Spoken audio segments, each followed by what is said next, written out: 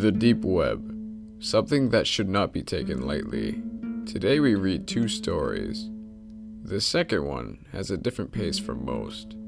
So, brace yourselves. There's no turning back. Let's begin. Number 1. Hello everyone. My name is Dave. I'm 18 years old, and I'm really into creepy stories and the paranormal.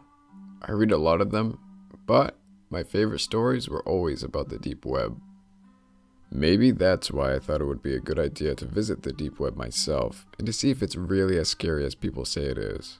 So, I asked a friend to set everything up for me. He knew a lot about computers and programming, so I was sure he knew how to set everything up. The next day, he came over to my house and began downloading everything I needed. He downloaded this program called Tor, which allowed users to visit the deep web, and you couldn't be traced. So I thought. After an hour, everything was set up, and I was ready to go. I asked my friend to join me, so we could find out everything about the deep web together. But he had something else to do. I'm sure he was just too scared to visit the deep web, so he went home, and I started to browse. At first, I didn't see anything too horrific. The only things I saw were porn sites and some sites where you could buy drugs. As I kept digging into the deep web, I came across a site which was called the Red Room. For the individuals that don't know what the Red Room is, it's a site where you pay money, which is mostly Bitcoin, to see people get tortured or killed. The first time you go on this site, you would get a free show. But you had to make an account, so I made a random account by the username of hello1212, and I just made a random email to go along with it. I really don't know why I didn't immediately close out the website, but curiosity got the best of me. So, I clicked on the first live stream that I saw, and there was a room which looked like an abandoned factory or something similar to that. Next to the stream, there was a chat box where people could talk to each other. There was nobody in the room, but I thought I heard sounds in the background. After a minute or two, I heard the door slam open, and that's when I heard someone screaming and crying. That's when I saw two people enter the room. One was completely naked and had bruises all over his body, and the other one was dressed in all black and had a mask on. The man in the mask dragged the man on the ground to the center of the room and shouted, "What should I do with him? You guys tell me." That was when someone by the username KillerBrad59 said, "Beat the shit out of him." And he paid a lot of Bitcoin for it. The man in the mask started hitting the defenseless man repeatedly and kicked him in the face and the stomach. The man on the ground started to scream and cry and tried to defend himself, but he couldn't because the man in the mask had the upper hand. After a while, KillerBrad59 posted another comment in the chat box, which read, "Get a knife and cut one of his eyes out." And again paid a lot in Bitcoin. This is where I backed up. It was just too sick to watch. I said in the text box, "This is sick. You guys are sick. I'm calling the fucking police." I shouldn't have said that last part. After I said that last part, the man in the mask walked up to the camera and looked at it for 10 seconds, which felt like hours. Then he said, "Dave, please don't call the police." This is where my stomach sank. How did he know my name? I answered, "You sick fuck, how do you know my name?"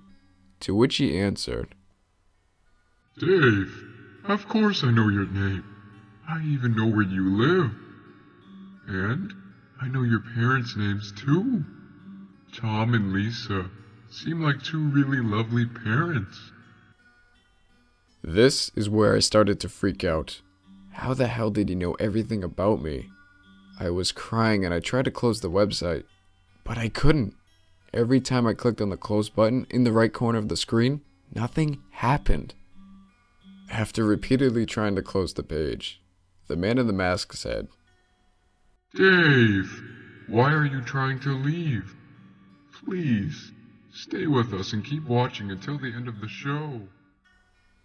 After he said this, that's when he went back to the man and started cutting out one of his eyes. Everybody cheered in the chat box. That's when someone else by the name of Knife24 said, I'll pay you if you slice his throat open in front of the camera. The man in the mask did this and sliced his throat open really close to the webcam. After this moment, everybody left the chat box because the show was over. I stayed in the stream because this was my evidence. The police showed up to my house and watched the footage. They said they couldn't do anything about it because they couldn't trace it. The police left my house, and even though I was shaken up, I went to bed. The next morning, I opened up my laptop, and I got an email from someone I didn't know. I opened it up, and it read, Dave, I told you not to call the cops. Face the consequences. I didn't know what to do, so I just went to school. And after that, I went straight to work. When I closed my front door, I saw someone staring at me. When I looked at him, he quickly walked away. I didn't really think anything of it, and I went straight to school and work. When I came home, it was really late, and when I opened the front door, I saw a note on my kitchen counter. I picked up the note, and it read, See? I know where you live. Number 2. My story begins from where it seems more and more other individual stories originate from, the deep web, or the dark web. However you refer to it, it's always in regards to the same place. A place where one attains complete anonymity.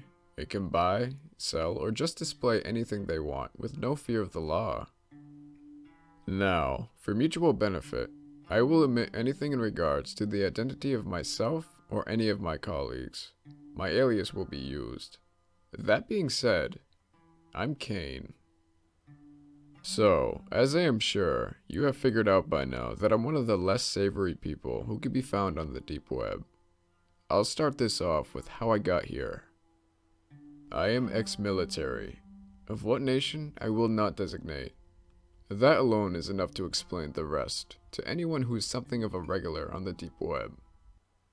I was down on my luck with a shit-paying job. Though that being said, I can't say I didn't enjoy being a computer technician. I was in engineering school, but dropped out and decided to join the military, and with that my papers. I spent a decent amount of time understanding the very minute details that go into every communication of signals. Going in, I thought I was just going to remain a technician. That impression stayed with me until a mortar shell took out half of my base's communication center, and damn near took off my leg with it. I was placed into physical therapy, and thus forth, discharged from the military after showing signs of PTSD. My leg was functional, but even now it appears to be mutilated and covered with scars from both surgical steel and rusted shrapnel. I don't remember when I first heard of the deep web. I can, however, recall when I found the page that got me where I am today. Hitman for Hire. The front header was very plain, and almost stern in its presence. I scrolled through the sprawling pages of locations where this apparent organization had branches and hitmen. You couldn't see the details of where the branches were located unless you were a member. When I signed in with a secure inbox host, a dialog box appeared on the screen. It should now be noted that this organization is very real. If you join this site as a joke, your information will be distributed in our newsletter. What happens next will simply be nature taking its course. If you are law enforcement, your information will be collected, alongside your families as well.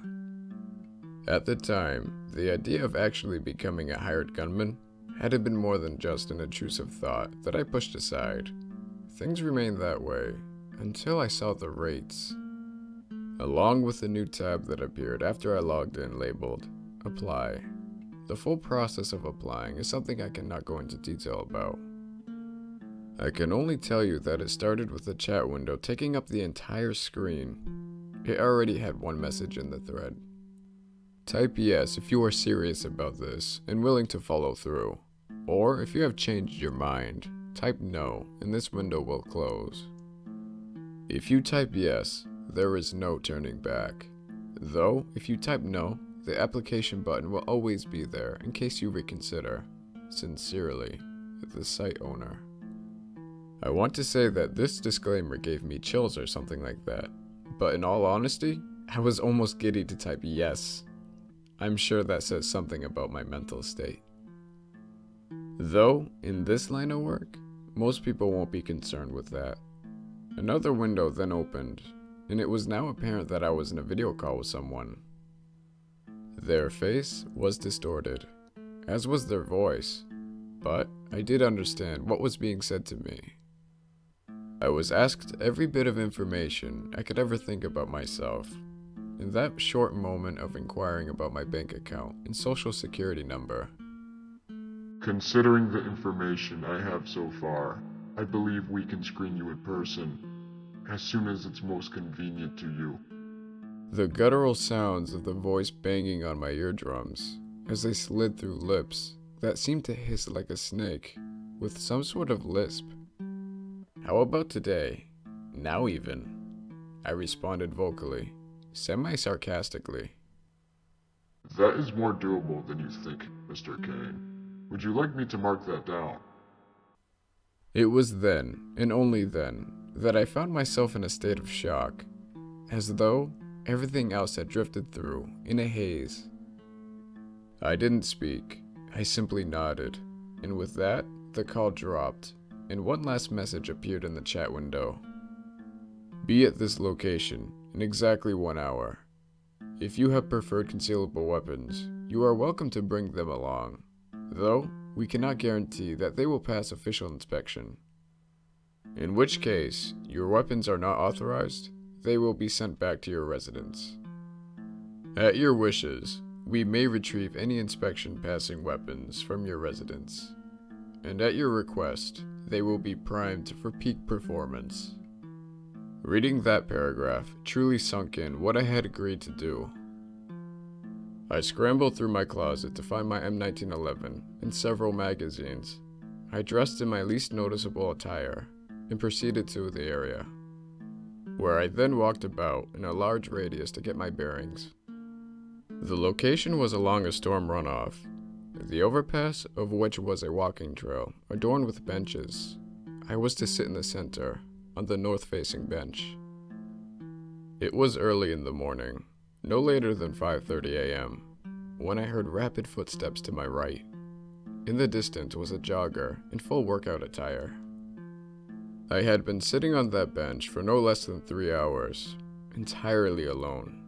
I was half asleep until the rhythmic beat of the man's shoes jolted me and nearly caused me to reach for my gun. But something in me knew he was neither a threat nor my new employer. I watched him as he approached the incline of the overpass, and he gave me an acknowledging nod as he passed. I was so focused on him, I hadn't realized there was another person near, until, out of the corner of my eyes, I saw them lunge out of the bench next to mine. Before I could react, I watched the silhouette of what seemed to be a small framed person's shadow. It eclipsed the face of the man as I heard the unmistakable sound of a knife penetrating flesh.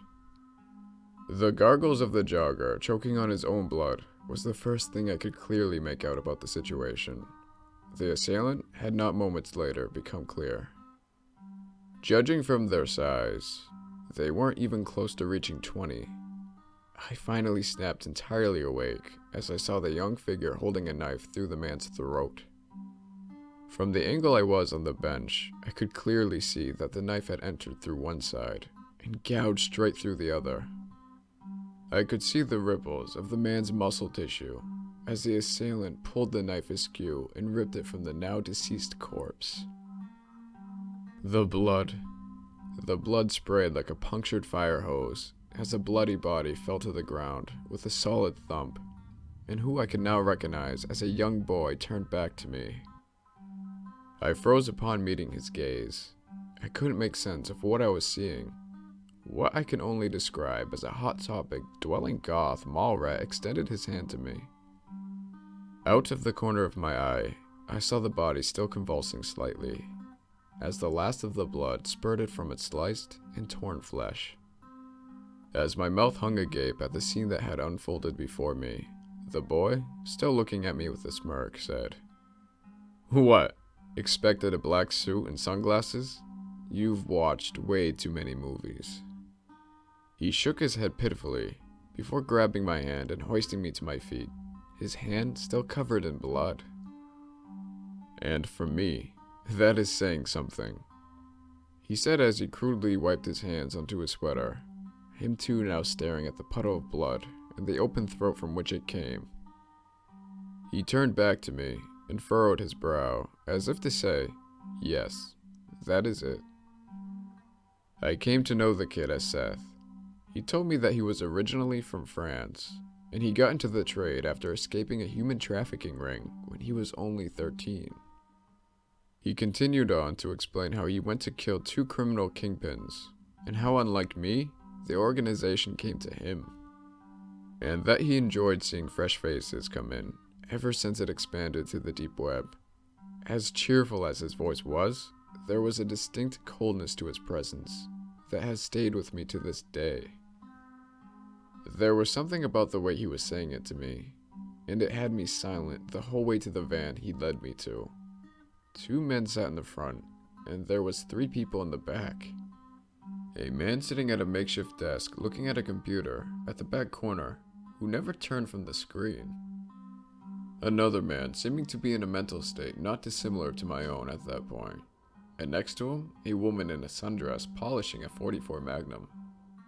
Adam, the nervous man, was a new recruit, just like me, and the lady sitting next to him introduced herself as May. Her disposition was more similar to that of Seth, who stood next to me while making indistinctive small talk with May. Fast forwarding a bit, I've been in this line of work for a month now. I was given clearance to document this, as long as certain names and specific locations were not mentioned. I see Seth often now. His involvement in bringing me in also made him my superior. I would have protested had my ass not been handed to me in basic training. I had also seen Adam and May during their training sessions. May asked me how I was warming up to the new job, the way someone would if you were working as a store clerk. She told me that she had actually trained Seth herself, and after that, he rose through the ranks at astounding speeds. They would always go to recruitments together. It's really something when you start 'em young. After which, she just laughed and walked onto the briefing office. And I thought to myself, yeah, it really is.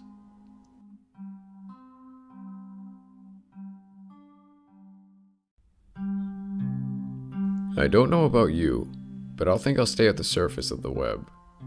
Thanks for watching, and if you enjoyed this, please feel free to subscribe. You guys stay safe out there, and until next time.